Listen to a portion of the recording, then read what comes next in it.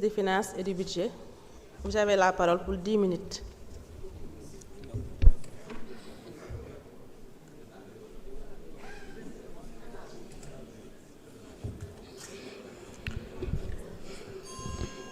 Je vous remercie, Madame la Présidente.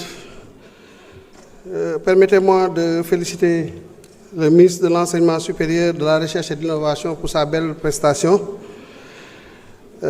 Saluer les honorables députés pour la pertinence des sujets, des questions qui ont été posées. Naturellement, l'enseignement supérieur est un sujet plus qu'important.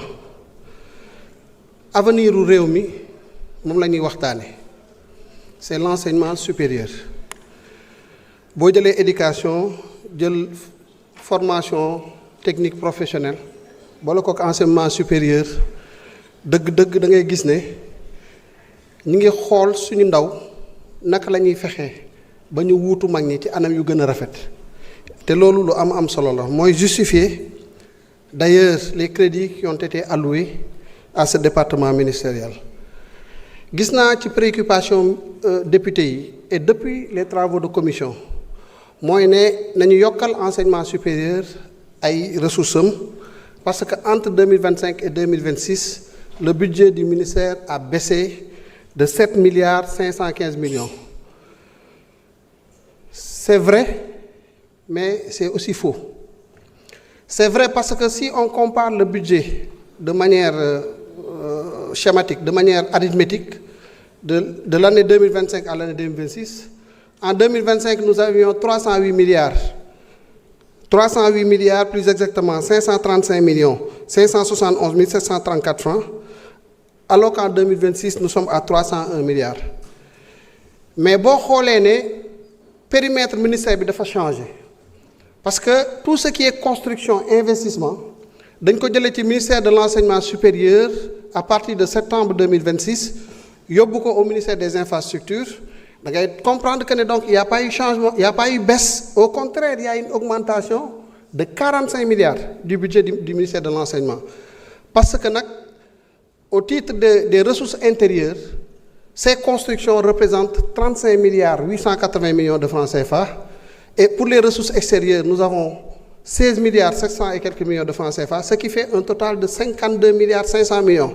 52 milliards 500 millions, si vous avez 301 milliards, vous voyez ce que ça fait 353 milliards 500 millions.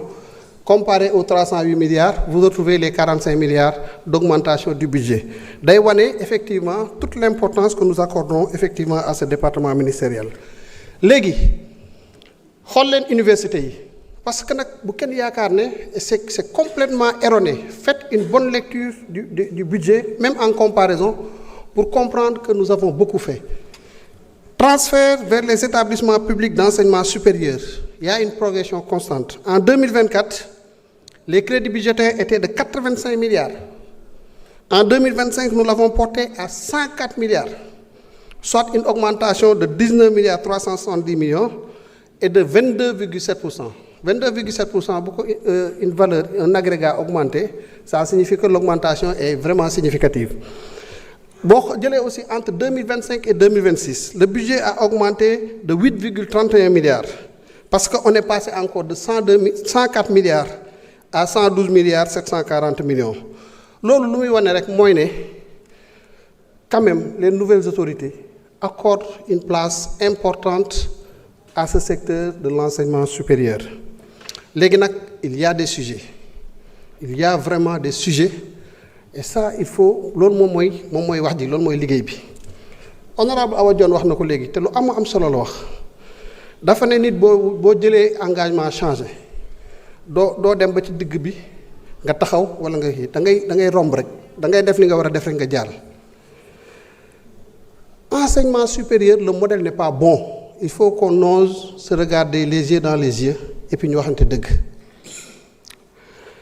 Le modèle n'est pas bon parce que gis ngeen les milliards que l'on injecte dans le secteur fu mu jëm fan la jëm pour l'essentiel ci social bi sax ministre bi nee na investissement la mais daf ci am lu bari loo xam ne ci ay fay salaire la jëm et ce qu'il faut dire c'est que salaire yooyu ça ne correspond pas souvent à des profils dont les universités ont besoin loolu tamit dëgg la pendant longtemps nos universités et centres des œuvres universitaires et sociales ont été politisés gis nga suñu bëggee avancer ñu ne ñun dañoo ñëw pour liggéey réew mi il faut ñuy jàkkaarloonte di xoolante les yeux dans les yeux wax ne lii baaxul mënta dem gis nga boo jëlee butéelu bisaab bu 1 litre 500 nga ne da nga ciy def chaque jour nga bëgg a naan sa njaru bisaab da nga ciy def kilo suukar mais ci suukar a ngay mujj ci diabète a ngay mujj yàlla nañu ci yàlla musal te c'est ce que nous sommes en train de faire dama joxe cette forme imagée pour ñu xool loo bëgg suukar war ngaa xool li nga xam ne moom ngay def en terme de dosage lu sa yaram antan parce que finalement ci ay jafe-jafe rek lay mujjee yóbbu gis nga l'enseignement supérieur là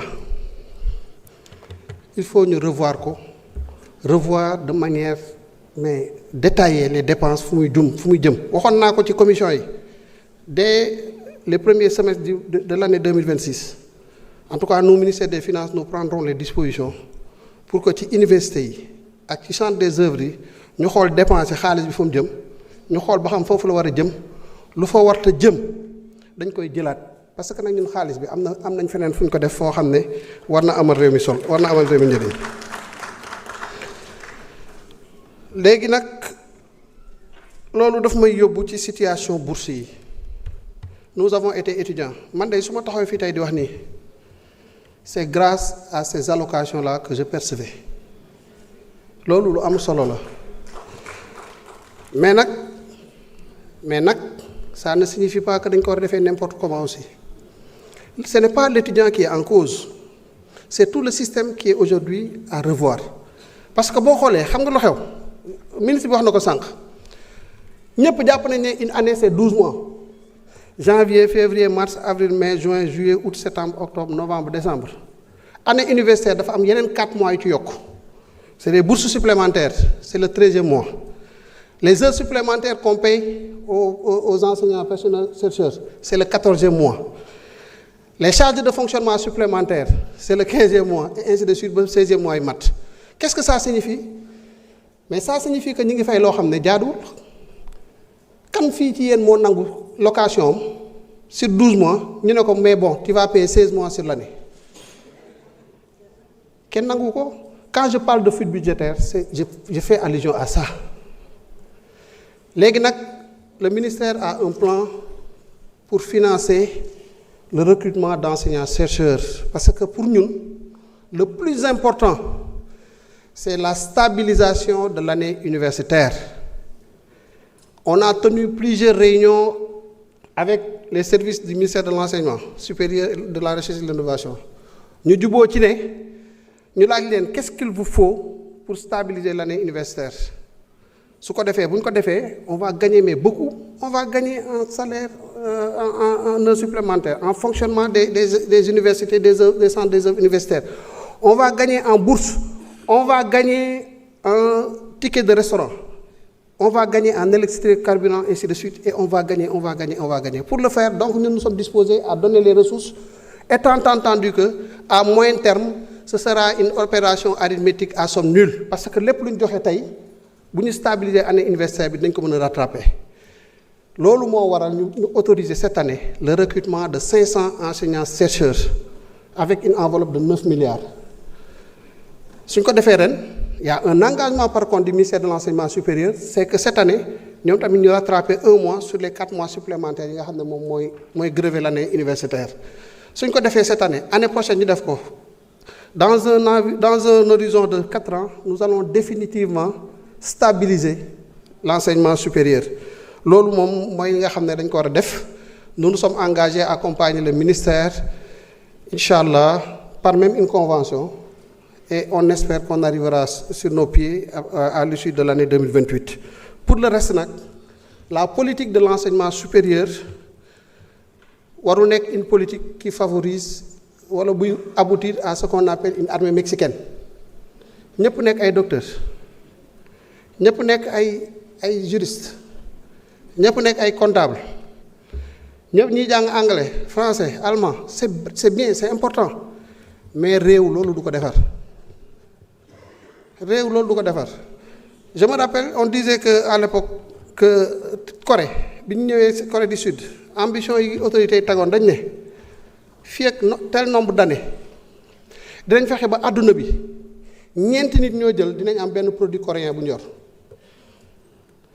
À chaque fois que tu prends une personne sur 4 di nga fekk mu trouver un produit coréen suñ ko réussir aussi ils sont très proches de réussir cette ambition là parce que ñu yor oto ay Kia Hyundai wala nga am Samsung wala nga am tel autre appareil pour l'essentiel c'est des appareils coréens loolu nag comptabilité du ko maye droit du ko maye il nous faut des juristes il nous faut des comptables il nous faut des économistes il nous faut mais lu ci nekk il faut un bon dosage moo tax ISEP yi fa lañ jëm bu 46 départements yëpp amee ISEP dinañu def de grands pas dans ce domaine là est-ce que ñooñu ñu ngi leen di fayal ay tickets de restaurant wala ay location nangam sangam non pourtant c'est des étudiants comme d'autres suñu mbokku daara yi est-ce que ñu ngi leen di fayal loolu lépp non et pourtant c'est des Sénégalais comme tant d'autres amal njëriñ réew mi nag parce que boo demee Sandaga wala nga dem ci yenn zone économique yi ñoom nga fay fekk.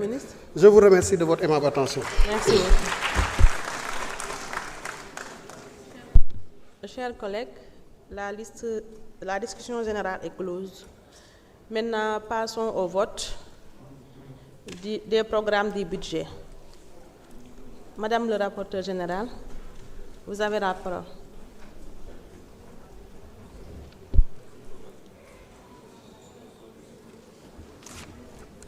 Merci beaucoup, Madame la Présidente. Merci beaucoup, cher ministre. Section 75, Ministère de l'Enseignement supérieur, de la Recherche et de l'Innovation.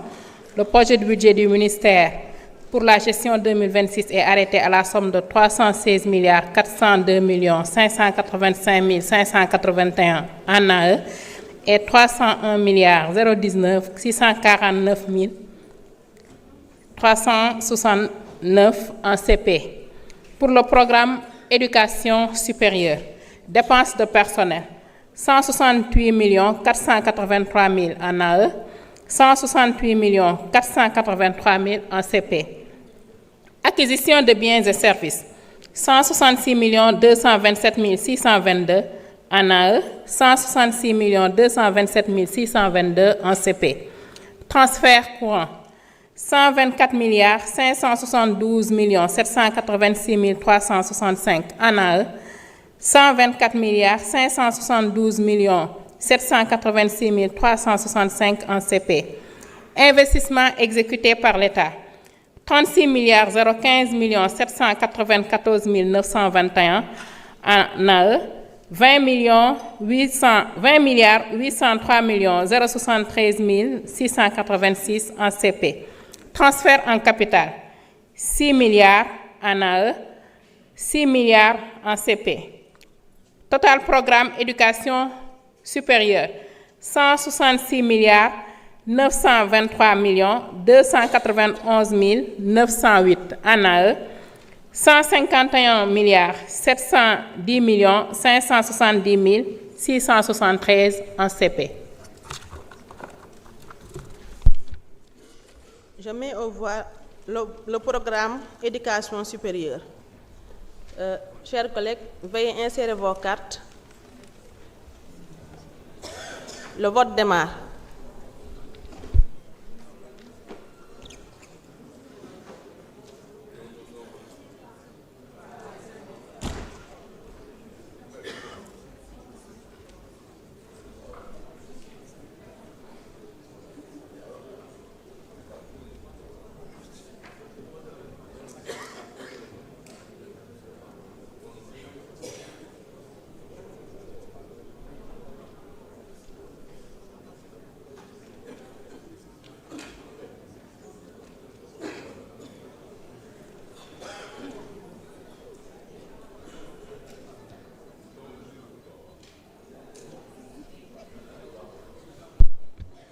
Est-ce que tout le monde a voté?